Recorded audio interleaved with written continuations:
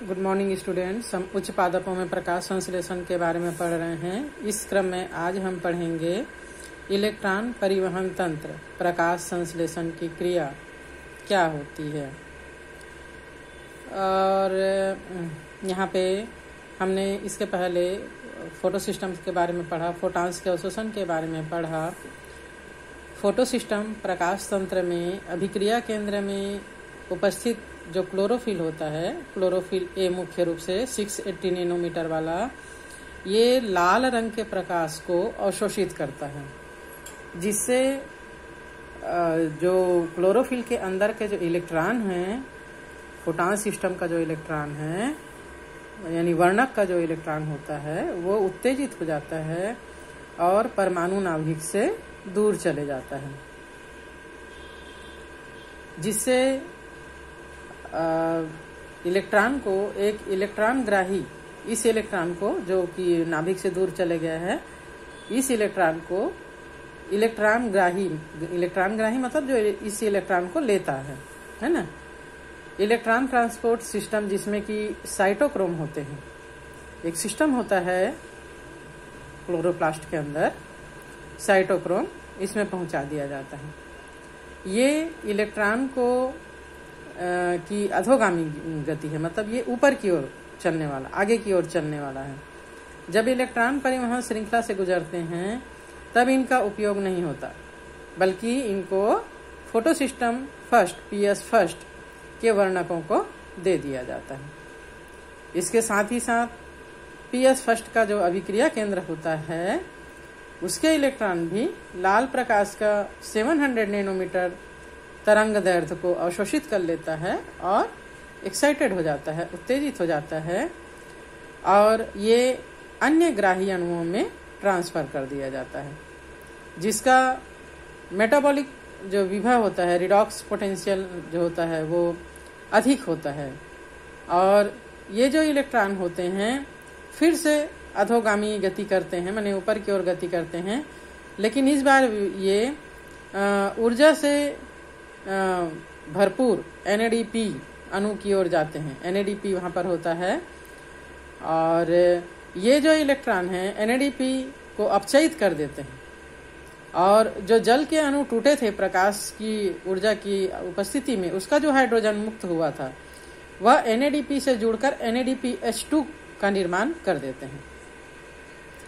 Electron के स्थानांतरण का जो ये प्रोसेस होता है, वो PS सेकंड से प्रारंभ होता है, और इलेक्ट्रॉन ट्रांसपोर्ट सिस्टम से होते हुए PS फर्स्ट तक इलेक्ट्रॉन उत्तेजना अन्य ग्राही से ट्रांसपोर्ट होकर NADPH2 के बनने तक ये क्रिया चलती है।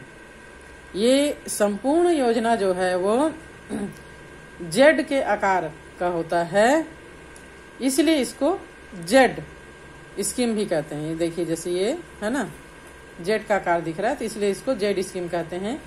और ये आकृति तब बनती है जब सभी वाहक क्रमानुसार एक अपचयोपचय विभव माप पर हो। जैसे यहाँ पर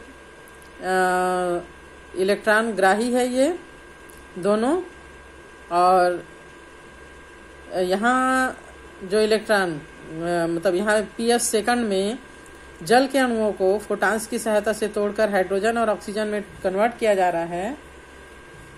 ऑक्सीजन वायुमंडल में रिलीज हो जाता है, और हाइड्रोजन जो है वो ग्राही NADPH को NADP के साथ जुड़कर NADPH2 बना देता है।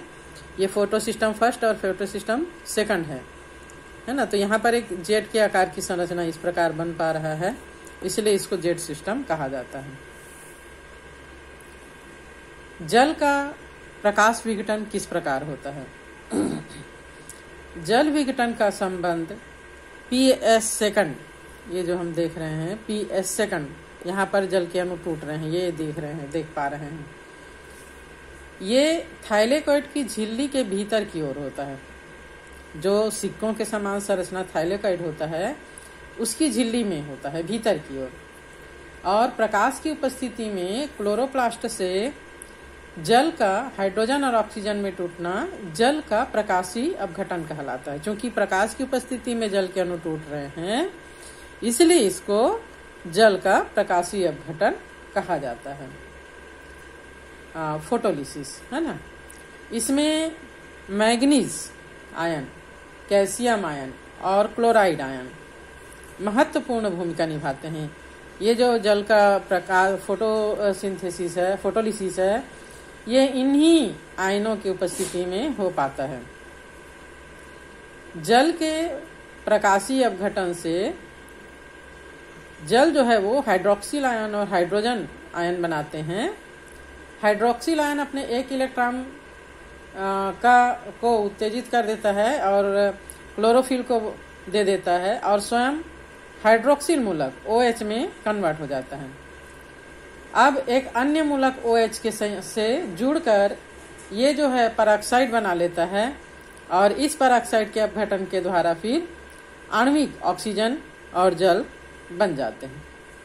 जल के अणु के आयनन के फलस्वरूप प्राप्त हुए इलेक्ट्रॉन किन्हीं विशेष इलेक्ट्रॉन ग्राहियों अर्थात साइटोक्रोम के द्वारा कैच कर लिए जाते हैं और यहाँ से अपचयित क्लोरोफिल को ये फिर दे दिए जाते हैं।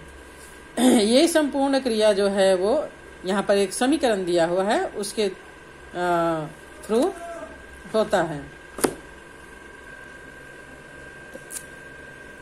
देखिए यहाँ पर एक समीकरण दिया हुआ है, NADP में बदल रहा है जल का अणु H2O, हाइड्रोजन आयन और हाइड्रोक्सिल आयन और 2 इलेक्ट्रॉन मुक्त हो रहे हैं और ये H2O प्लस O बन रहा है।